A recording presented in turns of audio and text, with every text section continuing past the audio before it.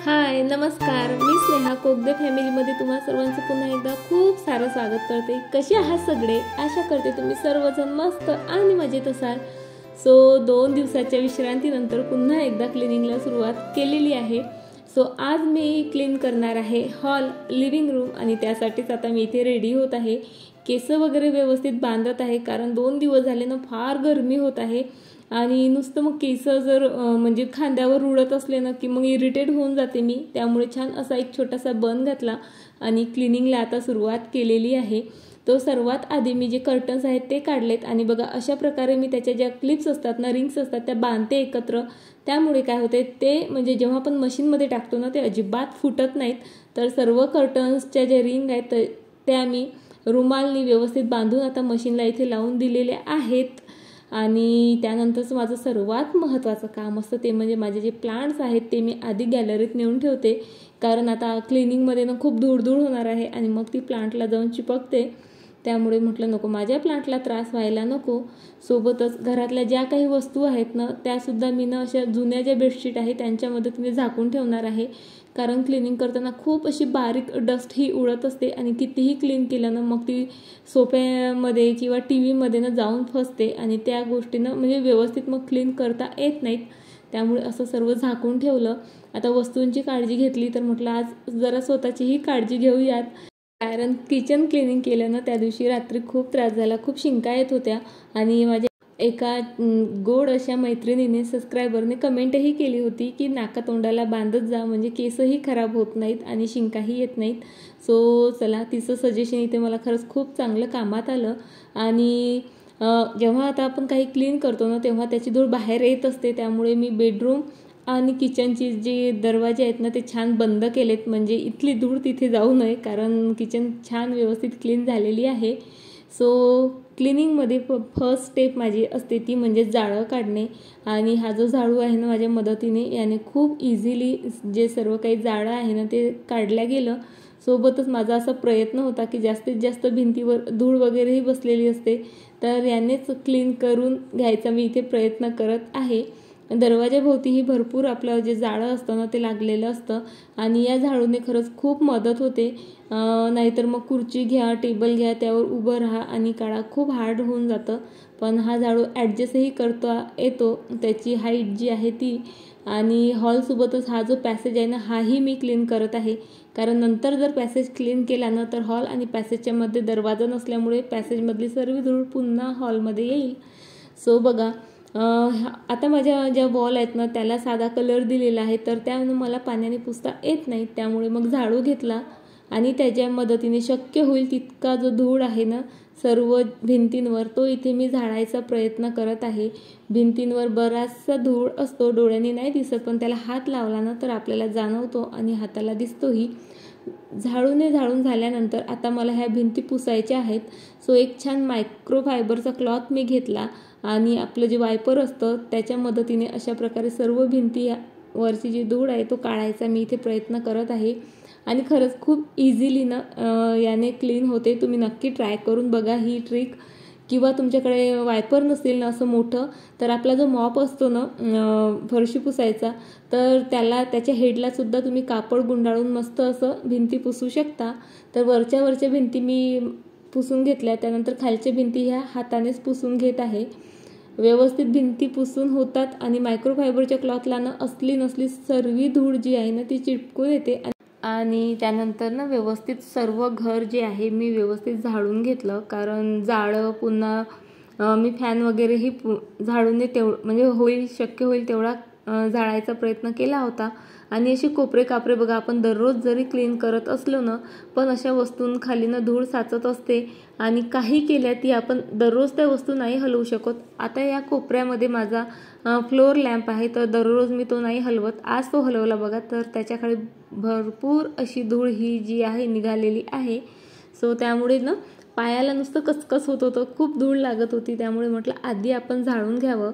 आणि त्यानंतर बघा आता ही एक पिलो कवर आहे आणि पिलो कवरच्या मदतीने मी फॅनचे जे पाते आहेत ना अशा प्रकारे क्लीन करून घेत आहे. मी पिलोचा वापर करते कारण फॅनवरची जी काही धूळ असते ना ती आपल्यावरच पडते किंवा फ्लोअर पण घाण होत असते. त्यामुळे पिलोमधनं सर्व धूळ येते आणि नंतर पुन्हा एकदा मायक्रोफायबरच्या क्लॉथच्या मदतीने फॅन व्यवस्थित पुसून घेतला की तो अगदी चकाचक होऊन जातो. सो वरवरची सर्व क्लिनिंग जी आहे ना ती झालेली आहे. सर्व जाळं काढलं, त्यानंतर म्हणजे भिंतीनं झाडून काढल्या, नंतर पुसल्या सुद्धा. आता हे कलरनं म्हणजे वॉशेबल नाही आहे त्यामुळे मी पुसू शकत नाही, तर मस्त ओल्या कपड्यांनी जर पुसलं ना मस्त कलर नवीन सारखे होतात. पण वरवरचं झालं. आता ही जी विंडो आहे ना ही क्लीन करते. या रूमला एकच विंडो आहे, सो ही आधी क्लीन करून घेते. आणि विंडोच्या ज्या खाचा असतात ना, प्लॅटफॉर्म असतात ना, त्या क्लीन करायला खूप हार्ड जातात. त्यासाठी इथे मी तुम्हाला एक मस्त जुगाड सांगते बघा. आपला जो टूथब्रश असतो ना तो असा मी गरम करून घेत असते आणि असा वाकवून घेते आणि त्यामुळे मस्त ग्रीप येते आणि जे प्लॅटफॉर्म असतात ना त्याचे ब्रिस्टल जरा हार्ड असतील ना तर व्यवस्थित घासल्या जातात. सो सर्वात आधी बघा जी विंडो असते त्याची मी इथे जी नेट आहे ना ती क्लीन करत आहे. विंडोची नेट क्लीन करणं खरंच एक अवघड काम वाटतं आपल्याला, पण असा कपडे धुवायचा किंवा घासायचा जो ब्रश असतो ना त्याच्या मदतीने अगदी इझिली तुम्ही संपूर्ण जी नेट आहे ना त्यातला धूळ पूर्णतः बाहेर काढून घेऊ शकता. तर इथे मी ब्रशच्या मदतीनेच अगदी दोन्ही साईडनं इथे हात पुरतो माझा, त्यामुळे मस्त अशी माझी जी नेट आहे ना ती क्लीन होऊन जाते. आणि त्यानंतर बघा मी काय केलं, विंडोचं जी नेट आहे ती क्लीन केली. जर जाळं वगैरे होतं ते सर्व काढलं आणि त्याची सर्व धूळ बऱ्यापैकी ना प्लॅटफॉर्ममध्ये जमा झालेली आहे. तशीही म्हणजे त्यामध्ये जमा होतच राहते धूळ. सो बघा इथे हा जो ब्रश आहे ना पेंट करायचा, तर याच्या मदतीने ती सर्व धूळ जी आहे मी एका ठिकाणी कलेक्ट करते आणि जो आपला टूथब्रश असतो जो वाकडा करून घेतलेला आहे त्याच्या मदतीने जी घाण अशी चिपकलेली असते ना ती या ब्रशमुळे निघू शकत नाही, तर टूथब्रशच्या मदतीने ती घाण घासून घेते.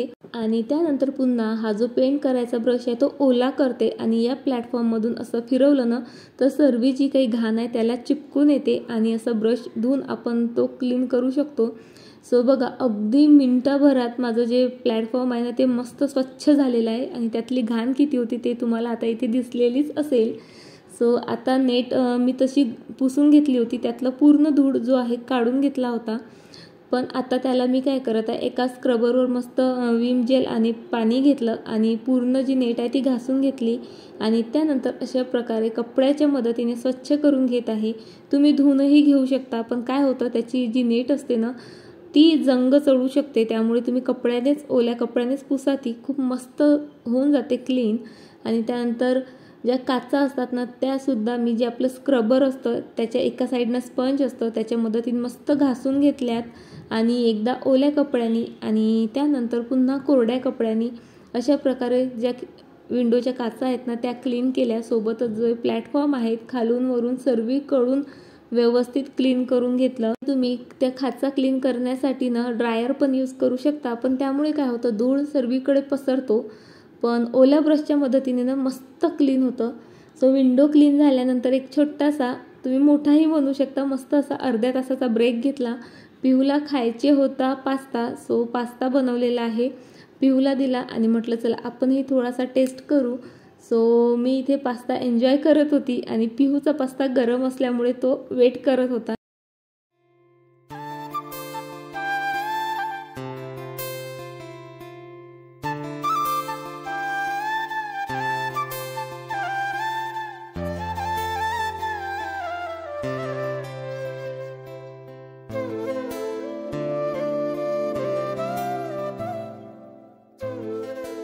कोणतंही मोठं काम करताना असे छोटे छोटे ब्रेक खरं सांगते खूप जास्त गरजेचे असतात. आपण नेहमी उपाशी पोटीच अशी कामं करायला जातो. म्हणजे बऱ्याच जणींचं असं म्हणणं असतं की खाल्ल्यानंतर ना आळस येतो आणि काहीच करावंसं वाटत नाही, पण खरं सांगते ते ना खूप खूप खूप चुकीचं आहे. उपाशी पोटी कामं करायला जाऊ नका. आपण ना कामं केल्याने थकत नाही, पण उपाशी तापाशी जेव्हा कामं करतो ना त्यामुळे आपल्याला भयंकर थकवा येतो, चिडचिड होते आणि दुसऱ्या दिवशी मग आपण म्हणतो ना कामं केल्याने दुसऱ्या दिवशी तब्येत खराब झाली, तशी तब्येतही खराब होते. त्यामुळे असं क्लिनिंग करायला सुरुवात करण्याआधी पोटभर जेवून घ्या, नंतर मध्ये पण थोडं थोडं खात राहा, म्हणजे कसं तुमची एनर्जी टिकून राहील आणि उत्साह टिकून राहील. मग बघा क्लिनिंग किती मस्त होते. सो बघा इथे ह्या काही मी वॉल शेल्फ लावलेल्या आहेत, त्या आता मी क्लीन करत आहे. आधी तर सर्व वस्तू खाली काढल्या होत्या आणि पुन्हा त्या लावायच्या होत्या, तर मला पिऊची खरंच खूप मदत झाली. पूर्ण वॉल शेल्फ आधी क्लीन केली, सर्व वस्तू क्लीन केल्यात आणि आता पिहूला पाहिजे होतं दूध, कारण तुम्हाला जो कप दिसत आहे ना त्याच्या हातात तो त्याच्या पप्पाचा कप आहे आणि तो इथे शेल्फमध्ये असतो, कारण त्यावर त्यांचा फोटो आहे. तर त्यातच त्याला दूध पाहिजे होतं, म्हणून त्याला दूध दिलं आणि मीही दूध पिलं. आणि त्यानंतर जे काही आता कव्हर करून ठेवलेल्या वस्तू होत्या ना त्या सर्व क्लीन करायची वेळ आहे. सो सर्व बेडशीट मी काढल्यात, पुन्हा सोफा कव्हर वगैरे हे सर्व आता जाणार आहे सरळ मशीनमध्ये.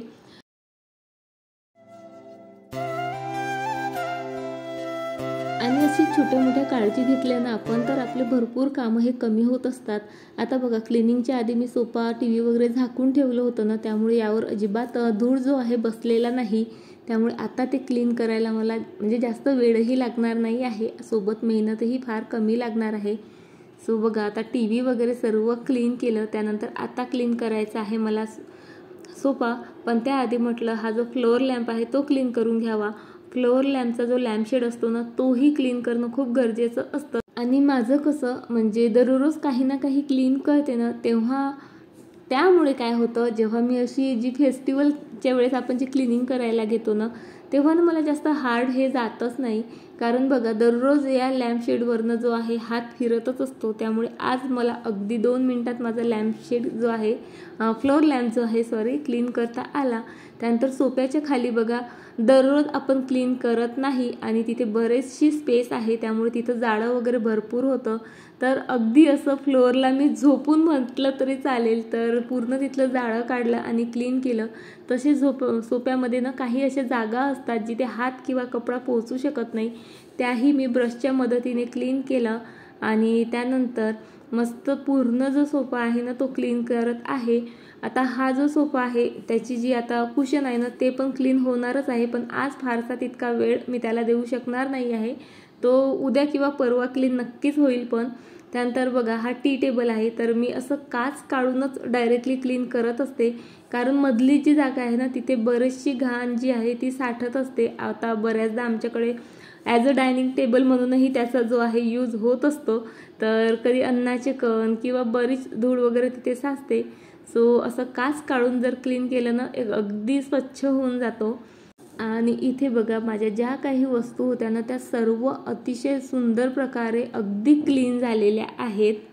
आणि बघा आत्ता जे मी तुम्हाला झाडताना दिसत आहे ना हे मी 4थ्यांदा झाडत आहे. म्हणजे दररोज इतकी आपण क्लिनिंग करतो तरी बघा आपल्या घरात किती सारी घाण साचलेली असते जी आपल्या डोळ्यांनी कधीही दिसत नाही, पण जेव्हा असं डीप क्लीन करायला जातो ना तेव्हा मात्र ती दिसते. सो जाऊ देत, चला आता मी ना फ्लोअर क्लीन करून घेत आहे.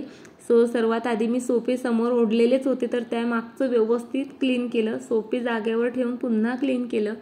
तर लिव्हिंग रूम पूर्णतः क्लीन झालेली आहे. आता नंबर येतो तो पॅसेजचा. पॅसेजही मी म्हणजे दररोज म्हटलं तरी चालेल या सर्व गोष्टींवरनं माझा हात जो आहे फिरतच असतो.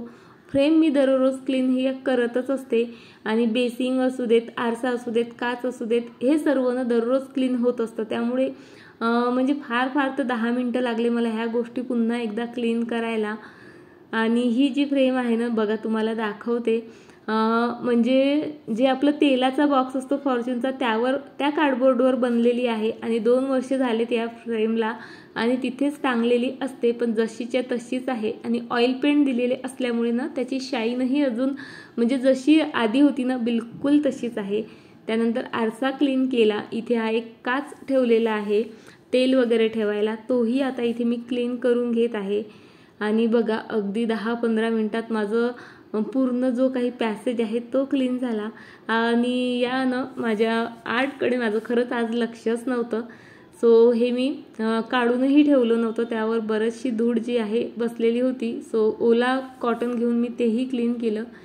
सर्व क्लीन झाल्यानंतर आता इथे कर्टन्स वगैरे मी हँग करत आहे.